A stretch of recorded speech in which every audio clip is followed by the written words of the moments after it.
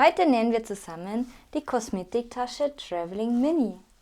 Das Schnittmuster und die Anleitung findet ihr in meinem Shop, den ich euch unten in der Infobox verlinke. Der Unterschied zur Kosmetiktasche Traveling ist nicht nur die Größe, sondern es wird auch weniger Schrägband verarbeitet. Diese Nähetechnik könnt ihr natürlich auch für die große Tasche verwenden. Mehr Unterschiede könnt ihr euch in meinem Instagram Reel Video ansehen. Make-A-Maut Sewing. Nähen mit der Maus. Die Kosmetiktasche Traveling Mini ist die perfekte Tasche fürs Reisen. In die Netztasche passen zum Beispiel Zahnbürste und Zahnpasta und Schminksachen hinein. In die große Tasche passen kleine Reiseshampoos, Duschgels und Cremes hinein. Neben den Taschen hat der Kulturbeutel noch einen Henkel zum Tragen und einen Ring zum Aufhängen. Die Kulturtasche hat eine Abmessung von ca. 22 x 14 x 5 cm im zugeklappten Zustand und ca. 22 x 33 x 5 cm im aufgeklappten Zustand. Ich habe hier schon mal alle Teile ausgeschnitten. Das ist das Hauptteil, also die Rückseite, die vordere Tasche und die Seitenteile. Diese werden mit Schaumstoff verstärkt. Die Schaumstoffteile habe ich mit doppelseitigem Klebeband befestigt. Der Henkel und die Schlaufe aus Außenstoff werden jeweils mit Vlies verstärkt, genauso wie die Innenteile. Außerdem benötigst du noch 3 Taschen aus Meshstoff. Alternativ könnte man diese auch aus Stoff machen. Außerdem brauchst du 5 Schrägbänder oder Webbänder in der Länge deines Netzstoffes, 3 Reißverschlüsse und einen Schlüsselring. Alternativ kannst du auch Haken oder D-Ringe zur Aufhängung verwenden. Außerdem brauchst du noch Klett- und Flauschband.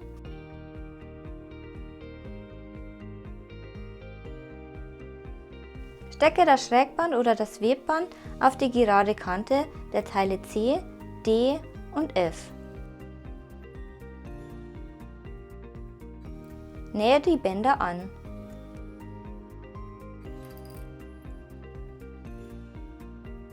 Stecke auch auf eine Seite des 24 cm langen Reißverschlusses ein Web- oder Schrägband und nähe es an. Verriegle beim Nähen den Nahtanfang und das Nahtende.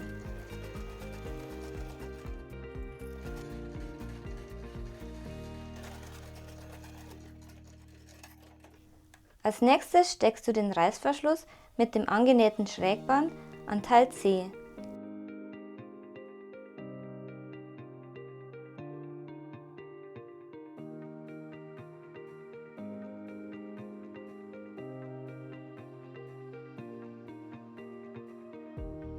Und den anderen 24 cm langen Reißverschluss zwischen Teil C und D.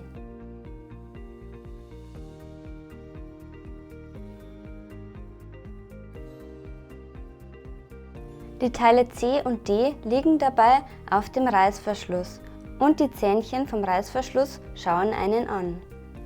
Achte dabei darauf, dass die Reißverschlüsse in eine Richtung zeigen. Nähe die Teile mit einem Reißverschluss-Nähfuß zusammen. Verriegle dabei den Nahtanfang und das Nahtende.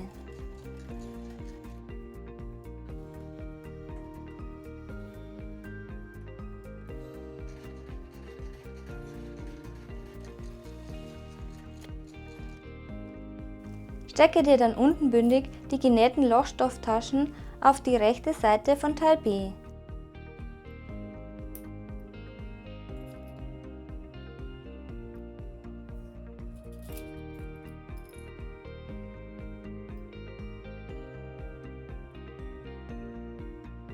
Nähe es knappkantig außen herum fest.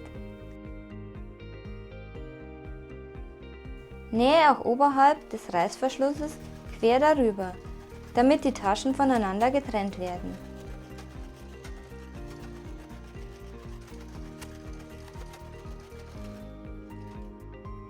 Klebe mit doppelseitigem Klebeband das Flauschband an die Markierung von Teil B.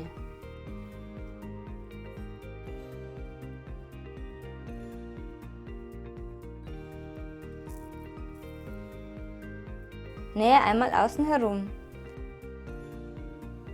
Schneide gegebenenfalls überstehenden Reißverschluss ab.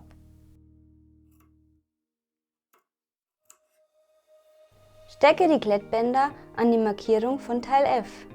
Zusätzlich kannst du auf die Innenseite des Netzstoffes gegengleich zum Klettband Vlies H250 bügeln. Damit liegt der Netzstoff zwischen Klettband und Vlies und ist somit stabiler. Nähe das Klettband und die Flauschbänder an.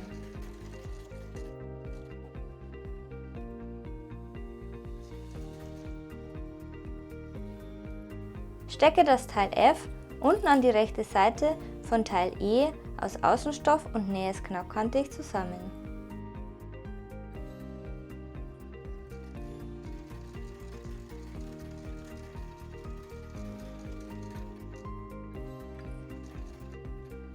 Normalerweise würdest du den 30 cm langen Reißverschluss jetzt rechts auf eine Seite von Teil G aus Außenstoff stecken.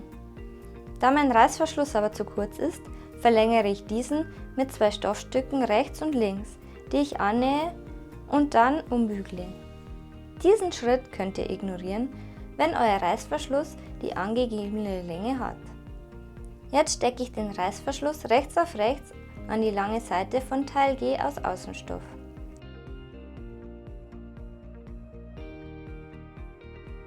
Nähe den Reißverschluss mit 1 cm Nahtzugabe mit dem Reißverschlussnähfuß an. Verriegle dabei den Nahtanfang und das Nahtende.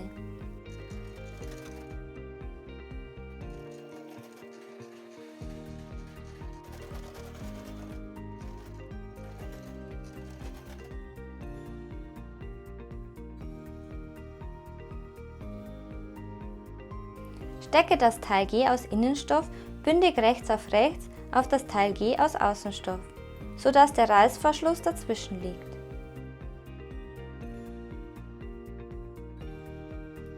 Nähe das Innenteil an. Beginne beim Nähen 1,5 cm vom Rand entfernt und ende 1,5 cm vor dem Rand. Beim Nähen liegt das Außenstoffteil oben, damit du genau auf dieser Naht nähen kannst. Verriegle den Nahtanfang und das Nahtende.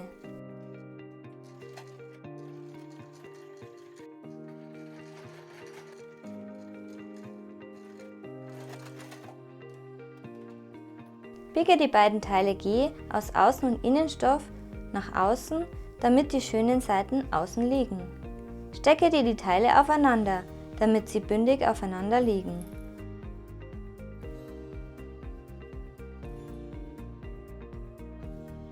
Steppe die Teile knappkantig neben den Reißverschluss zusammen. Beginne beim Nähen 1,5 cm vom Rand entfernt und ende 1,5 cm vor dem Rand. Verriegle den Nahtanfang und das Nahtende.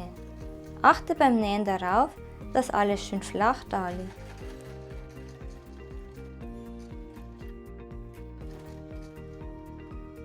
Stecke nun das Außenteil H rechts auf rechts an das Außenteil G an beiden Seiten fest.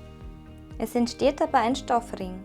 Achte dabei darauf, dass du das Innenteil G nicht mit annähst.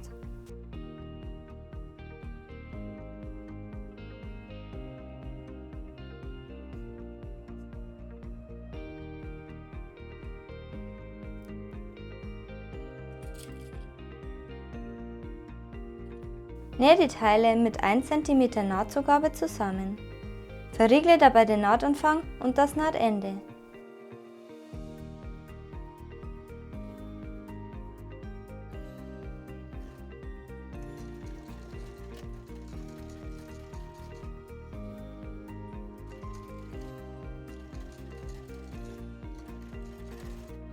Stecke nun die Innenteile H rechts auf die Innenteile G an beiden Seiten fest. Dabei sind die Kanten, die weg vom Reißverschluss liegen, bündig. Nähe die Teile schräg mit 1,5 cm zu 1 cm Nahtzugabe zusammen. Verriegle dabei den Nahtanfang und das Nahtende. Ein zweiter Stoffring ist entstanden. Jetzt steckst du den Stoffring aus Außenstoff mit der Seite ohne Reißverschluss rechts auf das Teil E mit der Außenseite auf die Außenseite. Dabei wird der Innenstoff nicht mit angesteckt. Schneide die geraden Stellen vom Stoffring, die an die Rundungen gesteckt werden sollen, in gleichmäßigen Abständen bis kurz vor die Nahtzugabe ein. Nähe die Teile mit 1 cm Nahtzugabe zusammen. Beim Nähen liegt der Stoffring oben, damit gegebenenfalls noch nachjustiert werden kann. Das gleiche machst du mit dem Innenteil. Nähe diese mit 1,5 cm Nahtzugabe zusammen. Eine ausführliche Anleitung zum Nähen von Rundungen findest du im eingeblendeten Video. Biege dir die Nahtzugaben der Innen- und Außentaschen auseinander.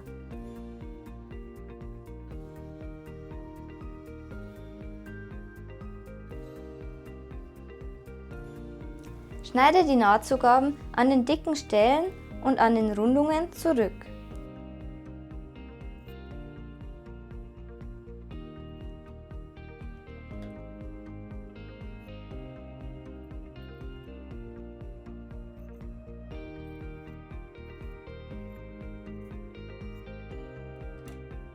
Wende dann die Innentasche nach innen und forme sie schön aus.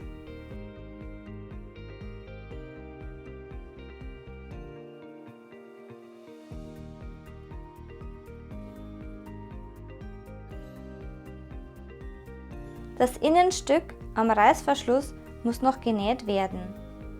Da man hier nicht so gut hinkommt, nähe ich es mit ein paar Handstichen fest.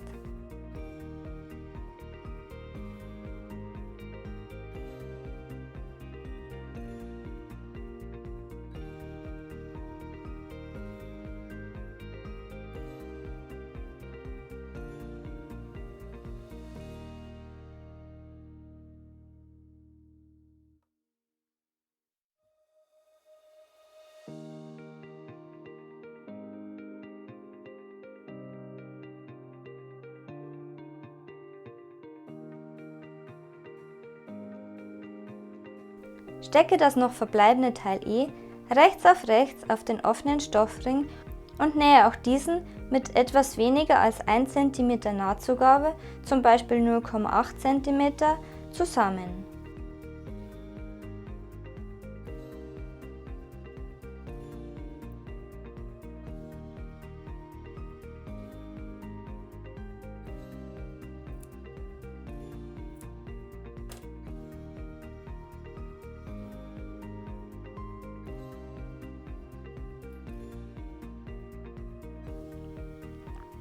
Beim Zusammennähen liegt der Stoffring wieder oben, damit gegebenenfalls noch nachjustiert werden kann.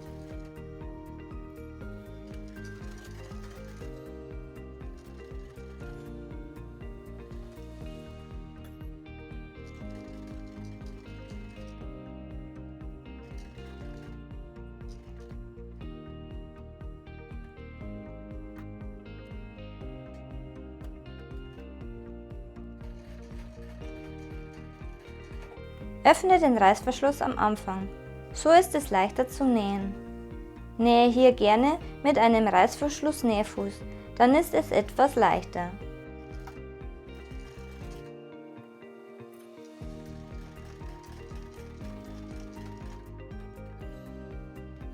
Stecke dir das Teil B rechts auf rechts an die Rückseite der Tasche 3.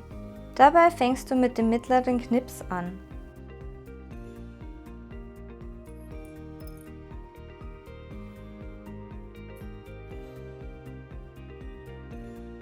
Schneide die Rundungen von Teil B ein, damit es sich um die Rundung legt.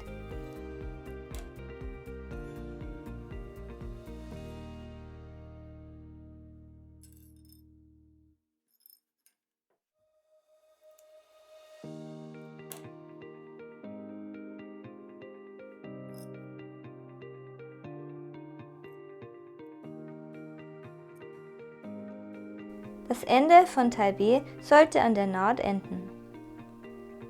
Nähe es mit 1 cm Nahtzugabe zusammen. Beim Nähen liegt das Teil B oben, damit gegebenenfalls noch nachjustiert werden kann. Verriegle den Nahtanfang und das Nahtende.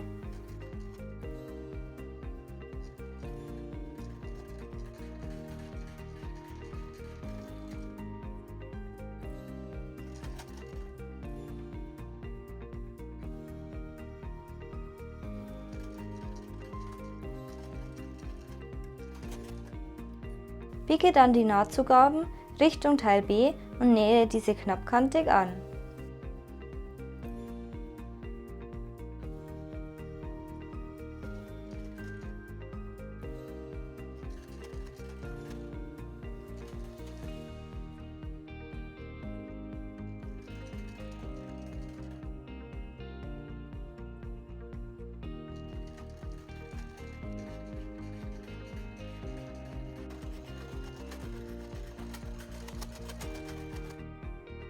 Biege dir jetzt die Nahtzugaben von 1 cm der langen Seite von Teil I und J nach innen. Klappe die lange Seite von Teil I und J dann noch zur Mitte zusammen und stecke sie fest.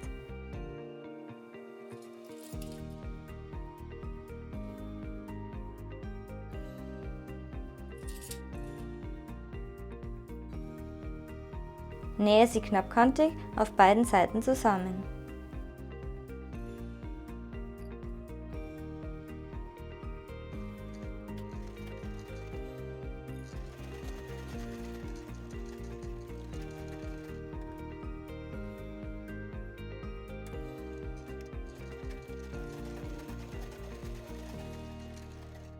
Stecke dir den Hinkel mittig auf die lange Seite des Teils A.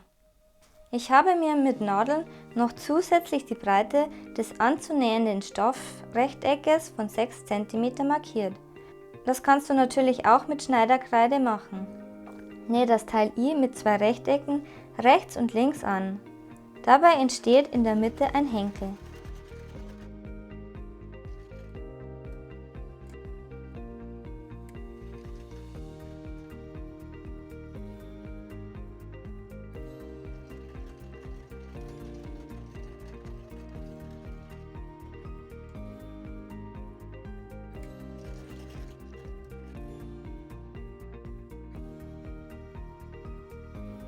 Wenn du ein Muster hast, musst du dich jetzt entscheiden, in welche Richtung dieses gehen soll und wo du die Schlaufe annähst. Ich habe mich dazu entschlossen, dass dieses im aufgeklappten Zustand auf beiden Seiten gleich aussieht. Allerdings ist das Muster so im zugeklappten Zustand auf dem Kopf. Theoretisch hätte man das Außenteil A auch aus 2 Teilen machen können und unterm Henkel zusammennähen. Dann benötigt man im Bruch aber noch eine Nahtzugabe. Stecke die Schlaufe J mittig gefaltet mit dem Schlüsselring auf die kurze rechte Seite von Teil A. Nähe die Schlaufen mit ein paar Stichen vor und zurück an.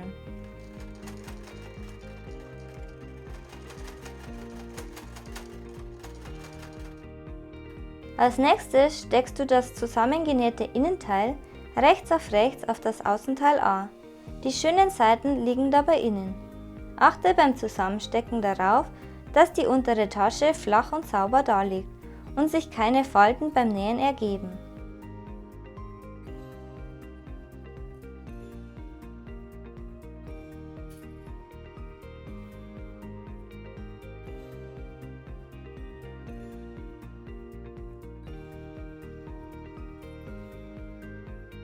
Nähe die Teile mit 1 cm Nahtzugabe zusammen. Lasse dabei an einer langen Seite eine Wendeöffnung oberhalb der Tasche 3 offen. Verriegle bei Wendeöffnungen immer den Nahtanfang und das Nahtende.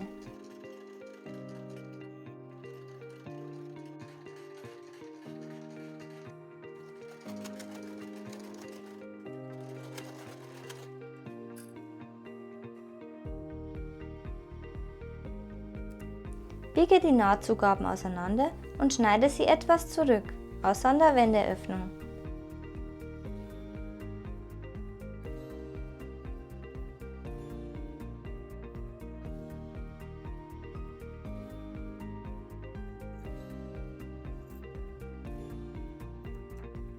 Wende das Teil auf rechts und forme die Ecken schön aus.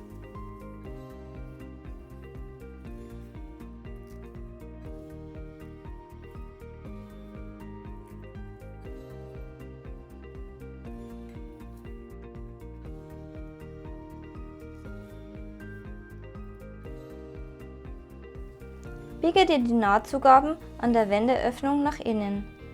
Um die Ecken noch schön sauber zu bekommen, stecke ich sie mir mit Klammern fest und bügle einmal darüber.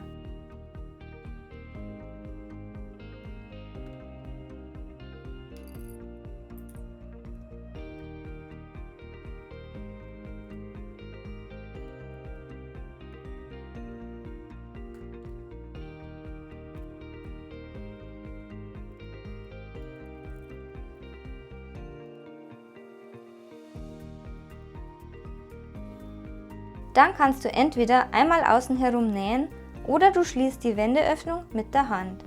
Dazu steche ich von einer Kante zur anderen und ziehe sie zusammen und vernähe den Schluss.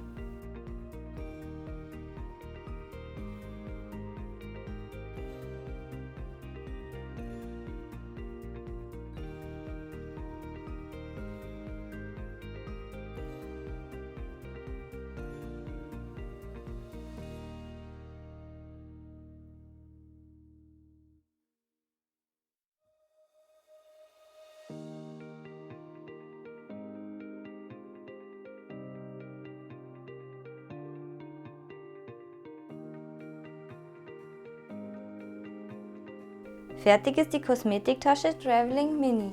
Möchtest du die Tasche lieber mit Schrägband einfassen, schaue dir das Video der großen Kosmetiktasche an. Wenn dir das Video gefallen hat, dann schau dir gerne noch meine anderen Taschenvideos an. Ansonsten sehen wir uns am Dienstag in 2 Wochen wieder. Tschüss!